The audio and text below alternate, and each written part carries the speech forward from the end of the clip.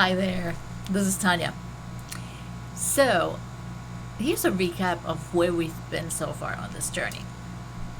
In episode 1, we learned how to really face the reality and get from blaming and guilt and blaming and guilt to action and moving forward in life without the baggage that we've been carrying with us all our lives. And in episode 2, we use the Japanese method of Ikigai to figure out our purpose in life through assessing our skills and talents, going through what we're passionate about, and then we intersected that with our values, as well as what we can get paid for and what the world needs. In episode 3, we assessed or took an inventory of our environments to make sure that all of our environments and the people around us are supporting the big dreams that we're out to accomplish, instead of holding us in place, or even worse, trying to pull us back. What we also did was we started creating a list of incompletions, and that was a list where we had all of the things that we hadn't quite gotten to yet, and that we hadn't done yet, but that was still occupied space in our mind, and hence prevented us from moving forward. So it's all the I've been meaning to's, I forgot to's, one day I will's, and I got a call, etc. And of course, the list of incompletions keeps on growing, and you keep on remembering things. So it's an ongoing process. But every time you cross off things off that list, you create energy and you create space in your mind for new things, and you create energy to move forward. In episode 4, we talked about passionate income and different ways you can start building financial independence for yourself and your family. And we also talked about the danger of orienting yourself to the outcome only, instead of focusing on the journey and enjoying the process of getting there. So this week's episode is called The Long and Winding Road to Being Fearless and Bold. Time to get comfortable with being uncomfortable. Or as I call it, Dare to Suck. Did you ever watch a child learning to walk? The kid took a lot of falls, and there were a lot of unsuccessful events, but every time the child learned something new, or learned a new aspect of they didn't know before, the parents were like, oh my god, this is amazing, and they encouraged every new attempt and every new step and every new attempt, and that fueled the child to try again and again until they were able to walk. First 1 step, then 2 steps, and 3 steps, and ultimately dubstep. The baby did not think about how their feet were unattractively reaching just a little too far on the floor, or how their butts looked as they were falling towards the floor in slow motion. The baby just went for it, and with everything that they got, and they finally learned how to walk. And this is how real mastery happens. This is how learning happens. So when we were 2 years old, we knew the right way to learn and do anything. You just try it and keep on trying and getting better at it until you're good at it. Or you find it that this is not interesting for me, and then you go try something else. We were all unique little precious snowflakes. So how did we forget to learn properly? This is where school comes into picture. So school is all about conformity. So in school, they tell us what to learn. So others start setting your goals, and they start comparing us to the child next to us, and we start comparing ourselves to the kid next to us. We are no longer unique little precious snowflakes, but we are all need to be the same damn snowflake. We start forming little cliques of the nerds and the popular kids, so that we can feel like we belong with the similar kinds of snowflakes, and so that we can feel better than or worse than, or so that then we start evaluating who's better, who's less better, who's whatever. Also, school is all about the right one answer. In school, there's one way to learn, and there's one right answer. So school becomes all about the outcome, and not the way how you got there, not how you got the answer. If you get the wrong answer, you get punished by low grades, by teachers who ignores you, scolding from the teacher, scolding from the parents, etc. So we lose the environment where we get to try things.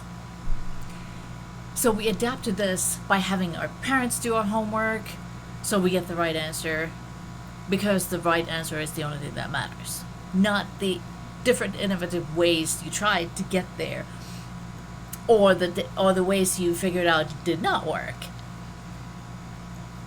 And should we get that wrong answer, it's a huge failure, and the more failures we collect, the more scared we get of trying anything. So when I was going to school back in Finland, I had this girl in my class from 3rd to the 6th grade who always knew the right answer to every single question, and she always got 100% in every single test and exam. And the rest of us kids kind of hated her because she made the rest of us look super bad. And because we knew that she was always going to know the right answer anyway, we stopped trying so hard, because we're like, okay, if we don't know the answer, she will definitely know the answer.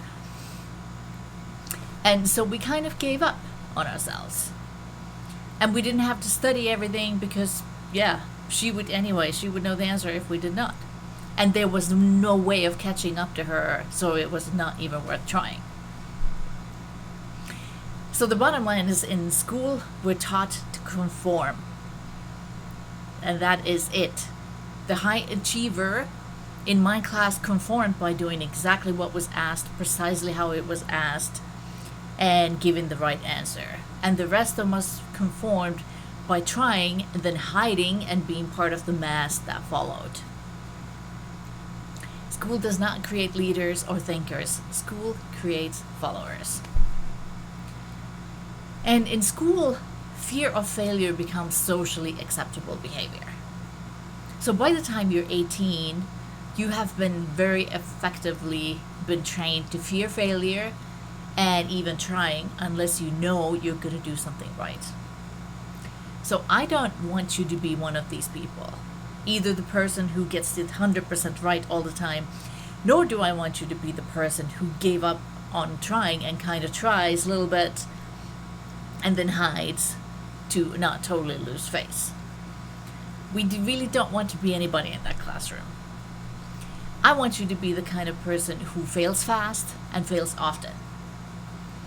And let's be real, there really are no failures. There's just lessons. And really, if you think about it, the only time you really fail is when you quit. So don't quit. Who I want you to be is the person who tries everything, is not afraid to fail at anything. I want you to practice failing. There's nothing like being a beginner in something to force you to remember that you have to be bad at something before you can be good at something. And we are surrounded by examples of athletes who got kicked off teams, and then they became world-class athletes in that particular sport. We're surrounded by people who didn't know how to write anything, and then they wrote a best-selling book that has reached the whole world, etc. And that's the kind of person I want you to be. I want you to be the one who fails I want you to fail in as many things as possible in life, because only by trying something can you actually ever know whether you're gonna like it and whether you might be good at it. Maybe you have not found your purpose in life precisely because you have not yet given yourself the permission to try the one thing that piqued your curiosity when you were younger, but it wasn't common, so you then didn't try it, or you didn't know anybody who was trying that thing, so you didn't feel comfortable trying either. So, or you didn't try because you didn't want to look bad. So let's talk about our addiction to looking good. Don't even get me started on looking good. Our society is obsessed with looking good. We constantly think about, what will everybody think of me? What will people think about these pants I'm wearing? Do I look fat in this skirt? What will people think if I order a glass of wine with this meal? Will they think I'm an alcoholic? What will people think if I buy this car versus that car?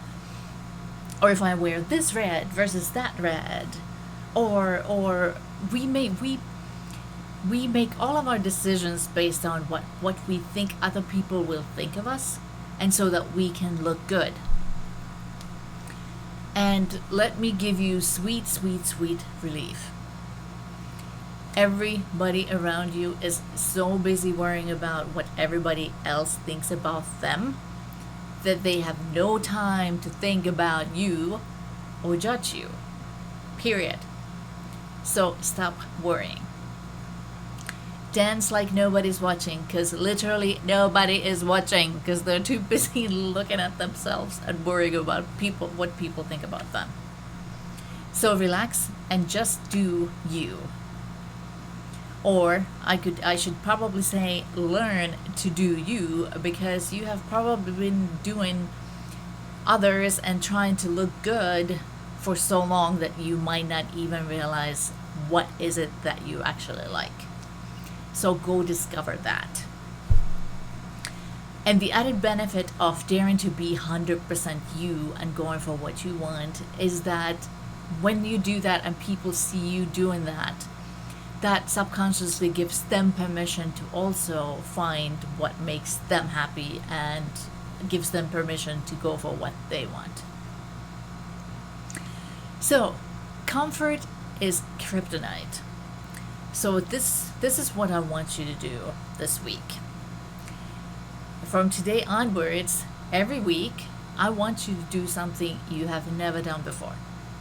I want you to become really comfortable with being uncomfortable. So last week, I took my very first Taekwondo class, which is a martial art, and I did it for the first time in my life, and I absolutely loved it. And I signed up, and maybe one day I will get a black belt, but most probably not. What I will get is being uncomfortably out of breath and sweaty several times a week. What I will get is sparring with somebody who's way better than me several times a week, and where I see how much further I have to go and all the things that I still need to learn. What I will get is growing both mentally and physically every single class, and what I will get is being shown new heights of performance I did not think even possibly existed.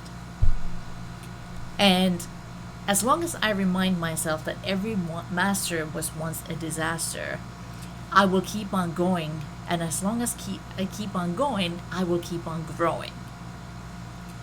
And as long as I get growth, I also get fulfillment, because growth leads to fulfillment. So, please go out there, do something you haven't done yet, you haven't tried, and dare to suck at it, dare to be bad at it, and just keep on trying. And get comfortable with being uncomfortable, because that's where your next leap of growth and happiness and fulfillment is going to come from. That's it for this week, and I will see you next week. Bye. Hi. I forgot to add.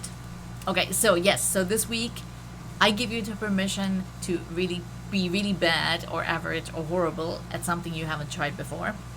And So if you suck at writing, write something. If you suck at drawing, draw something. If you suck at singing, sing something, or go to a karaoke night. If you never thought you could take a photo, then go out for a walk and take 10 photos and just enjoy the process of just doing it. And if you don't feel like doing something, do it. Force yourself to do it, to train your mind to get out of your way and to get out of your comfort zone. And what I forgot to mention is, okay, here are the rules.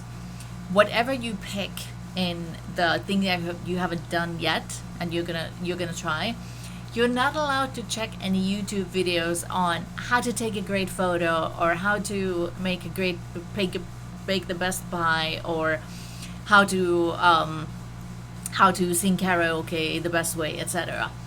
Because otherwise you will just try to emulate somebody else's experience of how to do that thing. What I want you to discover is your way of doing that thing.